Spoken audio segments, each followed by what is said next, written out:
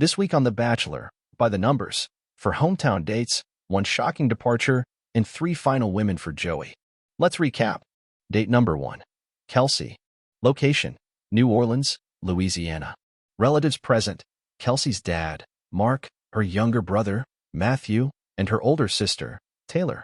Kelsey greets Joey with a #HoochYou, as required by Bachelor law. The matchy-matchy duo rides a tandem bike around City Park, which Kelsey last did with her late mother.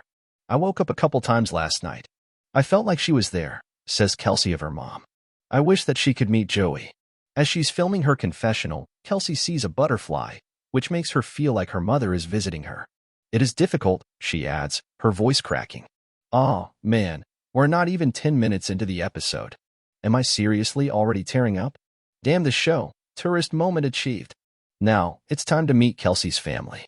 Did I cry again when Kelsey hugged her dad, Mark? Yes, I did. Kelsey fills her family in on her Bachelor travels and jokes about how many butterflies she saw during the day. Today, every time I would talk about Mom, I kept seeing butterflies flying around, she reports, laughing. I was like, she's here. And she's trying to get on camera. Oh man, now Mark just pulled out the family photo album to show Joey photos of Kelsey's mom. She's beautiful, says The Bachelor. I can't tell you how much I've wanted to see a picture of her. This man, y'all, he is a gem. Kelsey heads off to chat with her big sister, who wants to know if she's experienced any complications with Joey. Not really, says Kelsey. The only thing is I don't really know where he's at with the other girls. This is the main source of Taylor's fears, too. I don't want you to have your little heart broken, she frets. Kelsey has a good attitude about the whole thing, though.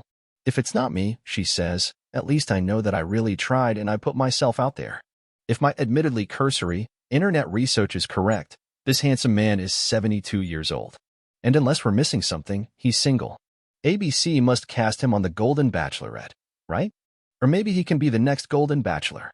Discuss. Back to the recap. Dad tells Kelsey that he's very reassured by how Joey is with her, and he just wants all his children to have that feeling I had with your mom. A big smile breaks out on Kelsey's face. I think I love him, she admits. I love you, he responds, and they hug. UGH, this episode is trying to kill me. I'm going to need to open another box of tissues. Oh my gosh, exclaims Noela, who is pleased at how Joey really honored and respected my husband and me. And the Bachelor keeps that streak alive after Noela informs him that in Filipino culture, a suitor who is interested in a family's daughter must eat the ear of the roast pig. Our boy does not hesitate. Man, this is going so well. Even Rachel's dad, who's looked pretty skeptical this whole time, is supportive in his own measured way. If it doesn't happen the way you want it to happen, even keel. Don't get too high or too low about something, he says. You can go on in life, and you know you always have us. But even Dad gets emotional when Rachel assures him that he is the #1 man in her life. Can't blame you, Mom. Noela gets emotional as she talks about her worry that Rachel will be hurt again. I wish you the best, but obviously I wish my daughter the best more, she says, choking up. My concern for her is that there are 3 other women involved. If that time comes, she has my number, says Hakeem. You can call me man-to-man. If you ask me, that's a great answer, but the Bachelor does not love it. It wasn't a no, but it just wasn't a yes, he says. All he can do now is ask Rachel how she's feeling about her parents' doubts about this process. I've been waiting for this for weeks, he says. Date number 3. Daisy. Location: Becker, Minnesota. Relatives present: Daisy's mom, Julie, her dad, Brandon, her older sister, Josephine, her younger brother, Harrison, her grandpa, Ted, and her grandma, Gloria. We begin with #HoochYou number 2.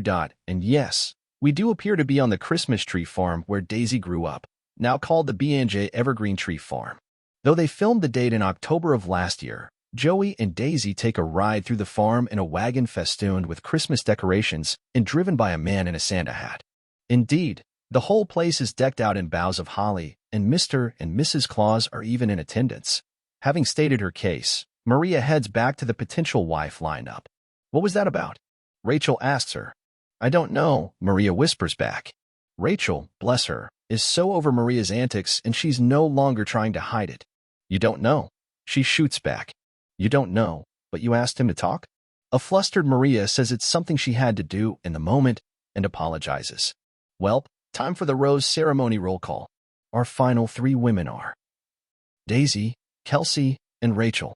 That means it's the end of the road for Maria, our wonderfully weird queen. After she and Joey take a seat on the bye-bye bench, the Bachelor tells her how difficult the decision was for him. "I hope you know I was trying my best to get there," says Joey. "But tonight, I felt like it would be dishonest to you to move forward with the amount of doubts that I have." Maria's all, "It's fine." And then she climbs into the reject SUV without even stopping to give Joey a goodbye hug. It's understandable. Who among us haven't had our flight response activated after a bad breakup? "It sucks," she says, as the SUV drives away. "I should have told him how I felt a lot sooner than I did." Okay, Rose lovers, we've only got 3 episodes left. How are you feeling about Joey's trio of finalists? Would you like to see Maria as the Bachelorette?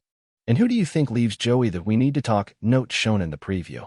Let me know your thoughts on Twitter at Kristen G. Baldwin or Blue Sky at kristenbaldwin.bsky.social.